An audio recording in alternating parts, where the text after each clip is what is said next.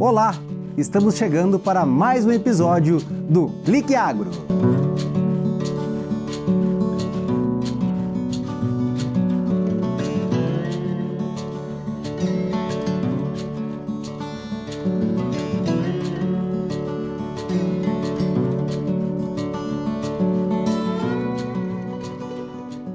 E a entrevista de hoje aborda um tema polêmico: a proliferação de javalis em Chapecó e também em nossa região. Olá, estamos voltando com mais uma entrevista dentro do nosso Clique Agro, hoje recebendo aqui com muita satisfação Ricardo Lunardi, uma pessoa, um empreendedor do agronegócio, um dos grandes produtores rurais de Chapecó, mas que vem aqui conosco para compartilhar um pouco de informações referentes como vice-presidente da regional da FAESC, vice-presidente do Sindicato Rural de Chapecó, mas que também tem no seu currículo passagem pela Câmara de Vereadores, secretário municipal de Agricultura, secretário municipal de Governo e Gestão, enfim, um conhecedor aí desse mundo público. Seja bem-vindo, e a temática de hoje, infelizmente, uma temática preocupante, né, Ricardo? Seja bem-vindo. Obrigado, Fernando. Cumprimentar todos os telespectadores teus do Clique Agro, né? Satisfação estar aí contigo nessa... É toda minha, pode ter certeza. Estamos à disposição aí, realmente um tema relevante e preocupante para a nossa região e todo o país, de modo geral. Né? A proliferação de javalis. Parece que é um assunto que volta e meia, ele volta à pauta, ele volta à tona, mas é um assunto que há muito tempo vem sendo discutido, inclusive nas esferas públicas, né, federal, estadual, se busca seguidamente o aprimoramento na legislação com o intuito de conseguir encontrar uma solução antes que algumas agravantes elas venham prejudicar, inclusive, alguns status tão importantes, inclusive na questão da sanidade. Mas eu queria que você falasse, Ricardo, principalmente nessa condição de representante aqui da FAESC, representante do Sindicato Rural, a preocupação que se tem com a proliferação de javalis, principalmente na cidade, no município de Chapecó, mas na área de abrangência do sindicato. Fernando, assim, o javali, tá, ele é uma praga, né, que está aumentando na nossa região, era algo que nós não tínhamos, né, e isso aí está crescendo de forma muito rápida. Né? Nós aqui em Chapecó, através do Sindicato Rural, com demais instituições como Icasa, Aurora, Sindicarnes, Cidasc, Polícia Ambiental, Secretaria de Agricultura do município e também os clubes de tiro que nós temos aqui, formamos um grupo algum tempo atrás, né, que é justamente para fazer esse diagnóstico, para saber... primeiro a gente tem que saber o tamanho para entender, né? Entender um pouco mais, né? E ver, né, a incidência do javali aqui. E quem fez esse levantamento foi a Icasa e Cidasc, né? Nós fizeram uma pesquisa quando o produtor ia até o balcão para tirar lá os seus brincos ou fazer as atividades nesses órgãos, né? E foi feito então um diagnóstico, né? Foi feito um levantamento, né, de avistamento do javali aqui, tá? Para a gente saber o tamanho né? E aonde a incidência, né, do javali. E realmente apareceu isso, né? Nós fizemos esse levantamento, nós concordamos ali com o comando da Polícia Ambiental na época, de que nós faríamos isso primeiro só na abrangência da região de atuação do Sindicato Rural, porque nós não teríamos perna, né, vamos dizer assim, para fazer uma abrangência maior, e depois isso aí poderia expandir, né, esse programa para as demais regiões. Então, pegamos todos os limites, os municípios que fazem divisa conosco, que são os da abrangência do Sindicato Rural de Chapecó. E foi feito, então, esse diagnóstico, feito isso, tendo noção do tamanho do problema, realmente procede, nós temos bastante avistamento de javalis aqui. Nós fizemos um trabalho daí com o pessoal que são os CACs, né, que são o pessoal que tem autorização, né, para poder transportar armas para caça e fazer o abate do javali. foi feito um trabalho junto daí os clubes de tiro, que eles foram muito importantes. É uma força-tarefa. É uma força-tarefa, né? Para ajudar a fazer o controle através da caça, né? Só que, assim, uma coisa muito importante que acontece aí com esse pessoal que faz o abate é que eles façam a coleta de material, tá? Sangue e demais, o que for necessário ali para fazer análises e para fazer um acompanhamento através da SIDASC, os órgãos que têm laboratórios, para ver quais as zoonoses que esses javalis que estão habitando a região têm. É um diagnóstico. Eles fazem um diagnóstico para nós ficarmos sempre monitorando as zoonoses. Porque o javali, ele pode ser um vetor de transmissão de doenças, né, para as demais espécies, né? Principalmente o gado de leite, né, que como eles são soltos, né, a maioria do gado de leite, convivem às vezes nos mesmos ambientes que o javali, né?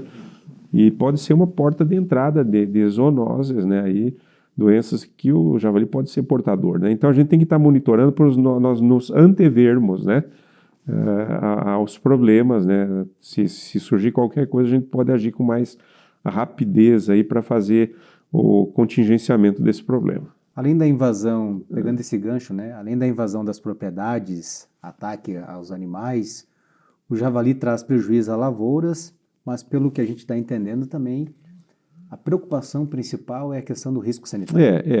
Assim, ó, se fosse só o problema do dano que eles causam às plantações, né, ainda tudo bem, né, a gente conseguiria tem que deixar lá. Claro que tem lugares, por exemplo, eu na minha propriedade teve lugar que eu não fiz mais lavoura, porque é um local que eles aparecem muito, né, que é próximo da região com mato, onde eles têm onde se abrigar, né? Daí eles saem à noite para comer, é próximo ao local mais próximo. Então eu desisti de fazer lavoura aí, porque a perda realmente é muito grande. Isso aí deve ocorrer em outras situações também. Mas o pior risco que nós temos é da questão sanitária do javali, né? Então um tema que por isso que eu digo parabéns pela escolha desse tema, é relevante e nós temos que tratar disso, tá? Eu acredito que só com a caça não vai resolver, tá? Ainda mais aqui na nossa região, com as características. Primeiro, modelo fundiário, né? Tu não tem autorização, para te entrar na propriedade, tu tem que ter autorização do proprietário, tem que estar com aquela propriedade registrada, né? Para saber que você vai fazer a caça lá. E nós temos um modelo fundiário, são pequenas propriedades, né? Nossa topografia também é diferente, né? De uma região, por exemplo, do Pampa, lá, essas regiões com campos mais abertos onde você consegue matar mais animais, né, de uma só vez. Aqui, a hora que você mata um, 20, 30 fogem, né? Então, eu acho que, e foi falado, eu falei isso no grupo, né, que nós criamos aí, nós temos que ver em outros países que têm o mesmo problema, como é que eles estão tratando, tá? Eu acredito que tem que ter outra forma de controle, tá? Mais ampla, né? Que seja através de produtos, né, tá, controle químico, né, ver o que existe, porque nós vamos ter que trazer para cá, porque só a caça não vai ser suficiente. É muito importante a caça, desde que o controlador faça a coleta do material, para a gente ter o acompanhamento das zoonoses, né, do que ele está portando de doenças, né, e isso é muito importante daí. Você como representante dessas entidades, né, que lidam com questões como essa, outras questões voltadas ao agronegócio, as legislações federal, estadual, municipal também, elas conseguem acompanhar, elas dão a agilidade necessária para que, de repente, algumas medidas, até mesmo algumas situações, até de caráter emergencial, elas possam ser adotadas, ou existe aquela chamada amarra burocrática que, infelizmente, em várias situações a gente vê, né? Sim, tem sim, né? E justamente você tem que, através das entidades organizadas, né, como nossa Federação de Agricultura, né, a Confederação de Agricultura, isso aí está em âmbito nacional, nós temos que agir daí e provocar, né, para que as legislações sejam adaptadas à nova realidade, né? Então, desde a relação ali dos caçadores com quem controla o trânsito, geralmente a Polícia Ambiental, né? Aqui foi dado um exemplo muito importante, né, de que justamente a Polícia Ambiental provocou a criação do grupo. Integrado ao trabalho. Integrado ao trabalho dos demais órgãos para tentar. Aqui eles entenderam da importância, né? A Polícia Ambiental está de parabéns aqui pelo gesto, né? Que foi a Polícia Ambiental daqui que possibilitou a criação do grupo e auxiliou e, enfim, conduziu a criação do grupo lá no início. Deu suporte e permitiu, então, que haja um entendimento, né, da Polícia Ambiental para saber que o controlador tem essa função, né, muito importante de orientar, né, a Polícia Ambiental orientar quem quiser ser controlador, como fazer a coisa certa, fazer dentro do que a legislação prescreve, né? Mas, realmente, tem que ir se adaptando. Agora tem uma nova legislação que permite o transporte da carcaça, que não podia. Agora tu coloca lá uma identificação, identifica a carcaça, né? Não me foge o termo agora, mas... Já é uma evolução. É uma evolução, porque tu vai fazer o quê, né? Quando tu deixar lá no mato, daí gera outro problema também, né? Se você não tiver um jeito de aproveitar essa carne, né? Ou pelo menos transportar para dar o destino correto da carcaça, para não deixar abandonada, né? Então, isso tudo agora tá regulamentado isso e é permitido, então, que haja o trânsito, né, da carcaça com algumas regras, evidentemente. Essa é uma primeira conversa sobre um tema extremamente relevante. Eu tenho conversado com o Ricardo seguidamente sobre isso. E existem outros atores nesse processo que nós temos que ouvir para saber como cada um tem agido na frente. Uma hora a Polícia Ambiental, outra hora a questão da SIDASC, também temos as agroindústrias também, que será pertinente ouvir sobre esse tema, né? Até porque a gente vê que a proliferação, essa preocupação que o Ricardo nos traz aqui, é extremamente pertinente, porque daqui a pouco nós podemos ter alguns danos que poderão acarretar em prejuízos que vão muito além, né, de como o Ricardo falou aqui, de repente de uma lavoura, de uma questão invasão de propriedade, né, por parte do animal, enfim, é uma situação muito complexa. Ricardo, é um primeiro passo nesse assunto, queria agradecer a sua presença. Também quero te agradecer a forma de nos instruir os caminhos, né, que a gente pode estar ouvindo esses atores nesse processo e saber que é uma situação que realmente precisa uma busca incessante para uma solução que seja definitiva. Você ficar tentando apagar aí um incêndio aí com um copo d'água, um grande incêndio, você vê que daqui a pouco a situação ela vai fugir totalmente do controle e poderá, né, prejudicar uma região que tem como característica, né, vários bons exemplos aí de manejo, de produção, enfim, é uma situação que a gente tem que levar muito a sério. Exato. E só aproveitando já o teu programa, Fernando, porque entendo o seguinte, o público leigo que não está bem a par, mas o javali, além do dano econômico direto, né, pode causar um dano para nosso setor da agroindústria, né, por causa da proliferação, ou ele trazer alguma doença indesejável, né, algum problema, mas também para o meio ambiente. Ele é muito danoso, porque como ele é uma espécie que ele não tem predador aqui, então a proliferação dele, tudo que estiver vivo no chão, ele come, né? Então ele vai comer o ovo dos outros animais, os outros animais, ele vai impactar muito. Então realmente é muito importante até para que não haja esse desequilíbrio, né, e esse dano ambiental, né, com as outras espécies de animais, né, os outros animais, a gente tem que ter um controle dele também, porque ele vai impactar sim, ele prolifera muito, né, e não tem outro bicho que casse ele.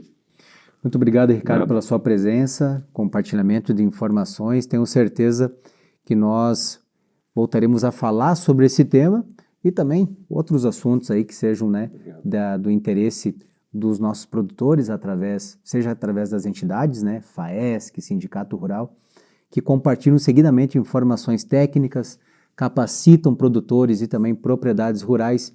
Enfim, eu acho que assunto para falar contigo não vai faltar futuramente. Muito obrigado pela presença. Obrigado a você, Fernando. Tá difícil manter as portas abertas? Posso ajudar? Deixe a cooperação entrar na sua empresa. Abrimos a negociação dos melhores produtos e soluções para ajudar você a superar esse momento. Crédito, maquininha, cobrança, cartões, seguros, Pix e muito mais. MEI, abra sua conta pelo app Sicoob. Venha conversar com a gente. Venha para o Sicoob. Sicoob, faça parte.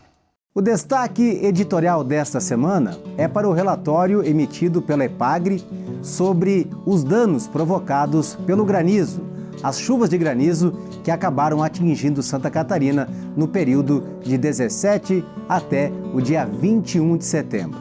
No relatório, principalmente destaque para a região oeste de Santa Catarina. Os municípios de Coronel Freitas e também de Planalto Alegre tiveram danos consideráveis nas culturas de trigo, milho e também tabaco. Mais informações sobre este relatório você encontra em nossa coluna de segunda a sexta-feira no portal cliquerdc.com.br.